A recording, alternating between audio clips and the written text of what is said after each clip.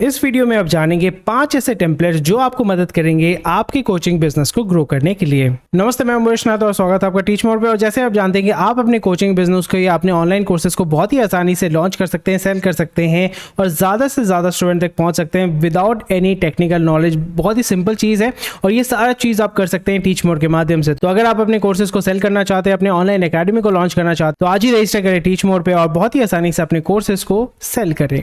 तो आप सोच रहे होंगे ये टेम्पलेट क्या चीज़ है। तो कभी कभी अगर आपको इनवॉइस लिखना पड़ेगा, अगर आपको रिसीट लिखना पड़ता है, रिसीट का तो लेआउट सेम होता है, सिर्फ वहाँ पे आप नाम अलग करते हैं, अमाउंट अलग करते हैं, फिर उसको आप सेल करते हैं। तो यहाँ पे बार बार अगर आपको वो लेआउट यानी टैक्स इनवॉइस का अगर लेआउट बनाना पड़ेगा तो इज इट वर्थ इट?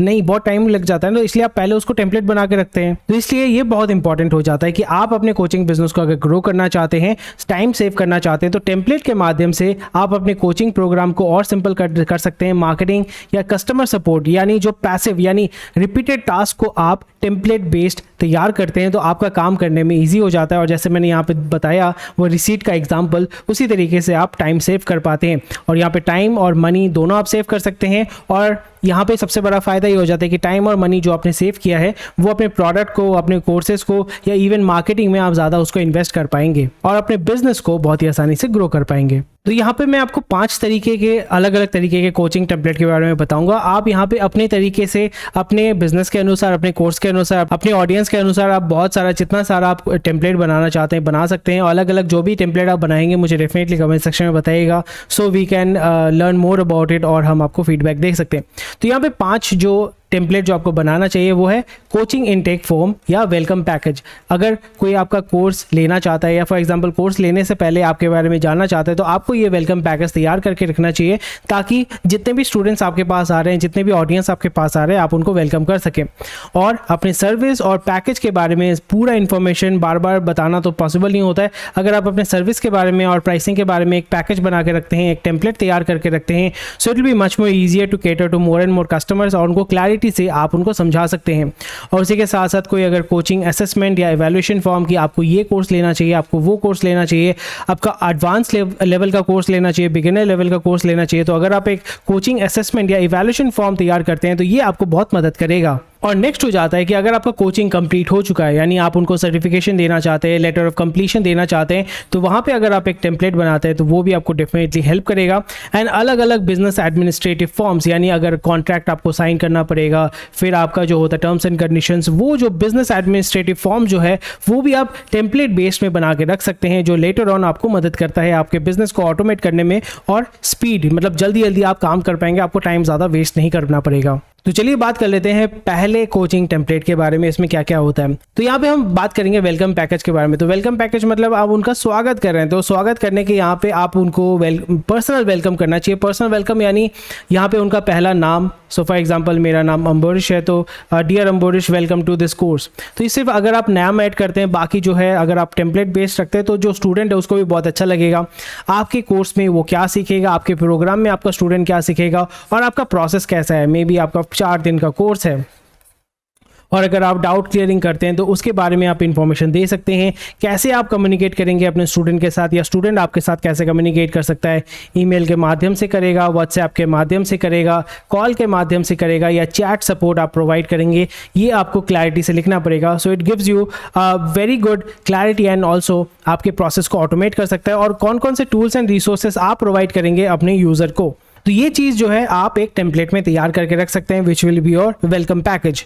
और उसके बाद वेलकम करने के बाद अगर वो और जानना चाहते हैं आपके सर्विसेज के बारे में, आपके प्राइसिंग के बारे में, तो आप बता सकते हैं कि ये सर्विस हम प्रोवाइड करते हैं और उसका जो प्राइसिंग है ये प्राइसिंग है। मल्टीपल प्राइसिंग आप दे सकते हैं, ईयरली, मंथली, आपके ऊपर डिपेंड करता है। आप अगर एक रिकॉर्डेड कोर्सेज सेल कर रहे हैं, बंडल अप करके अगर सेल कर रहे हैं तो उसका प्राइसिंग अलग होगा।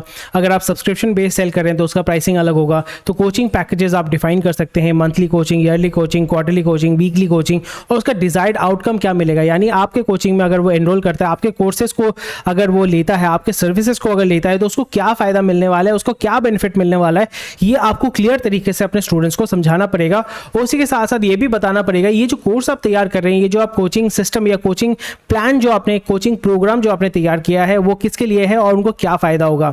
ये अगर आप क्लियरली मेंशन करते हैं, ये दोनों चीज़ अगर आप क्लियरली मेंशन करते हैं तो आप एक स्पेसिफिक ऑडियंस को आप रीच आउट कर पाएंगे और आपका कन्वर्जन रेशियो जो है वो डेफिनेटली जो है आपका ग्रो करेगा और इंक्रीज करेगा। तो ये टेम्पलेट आपको समझ में आ गई। ये टेम्पलेट बहुत ही इंपॉर्टेंट है और ये आपको हमेशा रेडी रखना ही पड़ेगा, क्योंकि आपके पास बहुत सारे स्टूडेंट्स आएंगे, पूछेंगे सर बताइए बताइए। तो अगर आपके पास ये टेम्पलेट होता है तो आप उनको ईजिली इसको पास ऑन कर सकते हैं। और उसी के साथ साथ आप टेस्टिमोनियल्स अटैच कर सकते हैं कि आपके जो एक स्टूडेंट्स हैं या आपके कोर्सेज को जिसने लिया है उनको क्या फ़ायदा मिला है। और FAQ बहुत सारे स्टूडेंट्स का सिंपल क्वेश्चन रहता है कि सर इसमें फ़ायदा क्या है, इसमें मुझे बेनिफिट मिलेगा कि नहीं मिलेगा, ये कोर्स मैं कितने दिन एक्सेस कर पाऊंगा, मुझे अगर कोई इशू होता है तो मुझे कोई कौन हेल्प करेगा। और उसी के साथ साथ एक कॉल टू एक्शन बहुत इंपॉर्टेंट है कि आपको बेनिफिट्स तो समझ में आ गया, प्राइसिंग समझ में आ गया, तो आप यहाँ पे कॉल टू एक्शन देते हैं, बाय नाउ, बुक नाउ। आप यहाँ पे देखेंगे बहुत सारे जो है call to action, very vital, book now, register now और कॉल नाउ। तो ये जितने भी सारे आपने सब पूरा जो है सर्विसेज समझा दिया, सब कुछ कन्विंस कर लिया, बट कॉल टू एक्शन नहीं होगा तो फिर कन्वर्जन भी आपका लो हो जाएगा। So make sure that you are putting call to action there very positively. तो आपने अपना सेकंड टेम्पलेट तो रेडी कर लिया। थर्ड टेम्पलेट क्या है, चलिए जान लेते हैं। थर्ड टेम्पलेट होता है कि असेसमेंट करना, इवैल्यूएट करना।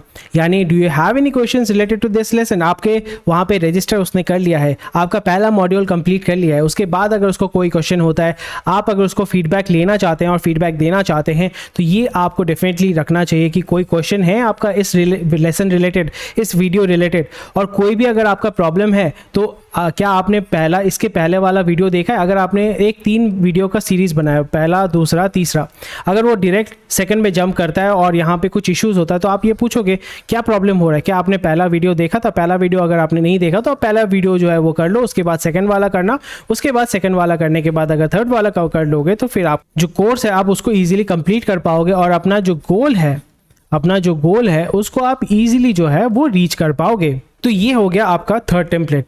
फोर्थ टेम्पलेट क्या है, आपका कोर्स कंप्लीट हो चुका है, स्टूडेंट को बेनिफिट मिल चुका है, तो यहाँ पे आपको उनको थैंक यू करना है कि thank you for taking this course, I hope this course was useful to you. और अगर आपका कोई भी फीडबैक है आप हमें अपना रिएक्शन दे सकते हैं, आप अगर कुछ नया सीखना चाहते हैं वो भी हमें बता सकते हैं, और उसका बिहेवियर कहाँ पे उसका, क्योंकि आप एवेल्युएट कर सकते हैं LMS के माध्यम से कि अगर आपने फर्स्ट, सेकेंड, थर्ड, फोर्थ यानी आपने 4 वीडियो बनाया हुआ है, तो उन्होंने फर्स्ट वीडियो किया है, सेकंड वीडियो किया है, फोर्थ वीडियो किया है, सेकंड वीडियो को जो है उन्होंने नहीं देखा है, तो आपको पता चल जाएगा कि मे बी सेकंड वीडियो उतना यूज़फुल नहीं है, उसको आप फिर बाद में इम्प्रूव भी कर सकते हैं।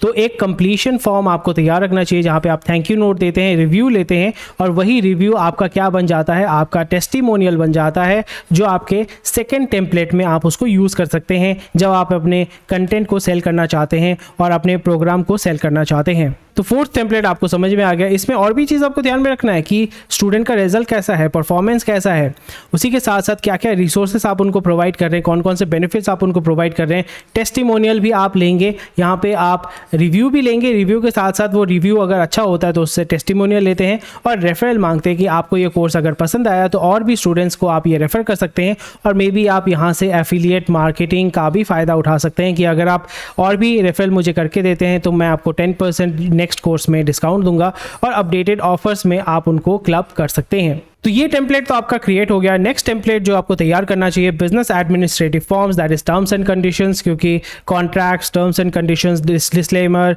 Privacy policy, letter of agreement, ये बहुत ही वाइटल है।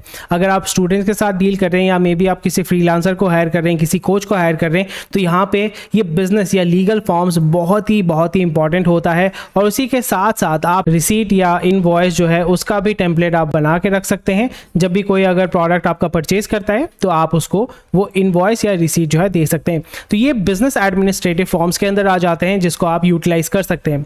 तो यहाँ पे 5 इंपॉर्टेंट टेम्पलेट जो है आपको डेफिनेटली रखना चाहिए। इसलिए जब आप अपने कोचिंग टेम्पलेट्स को तैयार कर रहे हैं, एक चीज़ को ध्यान रखें कि जो भी काम आप रिपीटेडली कर रहे हैं उसको आप टेम्पलेट फॉर्म में तैयार कर सकते हैं, जो ताकि आप अपना टाइम और एफर्ट और मनी वो सेव कर सकें। And make sure that it is actually addressing a problem. कुछ काम कर रहा है, ऐसे नहीं कि फॉर्म बना के रख दिया। It has to serve a purpose. And ये चीज़ ध्यान में रखें कि आपको अपने कस्टमर को बताना पड़ेगा कि जो फॉर्म फिलअप करवा रहे हो अपने ऑडियंस से या अपने कस्टमर से, कितना टाइम लगेगा। अगर 10 मिनट लगता है तो ज़्यादातर लोग 2 मिनट बाद बोलेंगे नहीं यार इतना लंबा फॉर्म मैं नहीं फिलअप कर सकता। So make sure that you are very clear with your audience and don't hesitate to go digital with your coaching templates. It's very simple and easy, it's very useful. और एक बार आपने digitally काम करना शुरू कर दिया टेम्पलेट बेस्ड, तो फिर आप मैनुअली प्रिंटेड ये सब करना छोड़ ही दोगे, बिकॉज डिजिटल में काम करना it's so simple, so easy and so convenient. तो ये वीडियो कैसा लगा आपको डेफिनेटली मुझे कमेंट सेक्शन में बताइएगा। कोई भी क्वेश्चन कोई होगा डेफिनेटली हमें कमेंट सेक्शन में बताइएगा ताकि हम आपको मदद कर पाएँ। उसी के साथ साथ अगर आप इस चैनल पे नए हैं तो लाइक शेयर सब्सक्राइब जरूर कीजिएगा हमारे चैनल को। और आप अपने कोर्सेज को अगर लॉन्च करना चाहते हैं तो टीच मोर के माध्यम से बहुत ही आसानी से आप कर सकते हैं। तो आज ही रजिस्टर करें टीच मोर पर। और thank you for watching this video.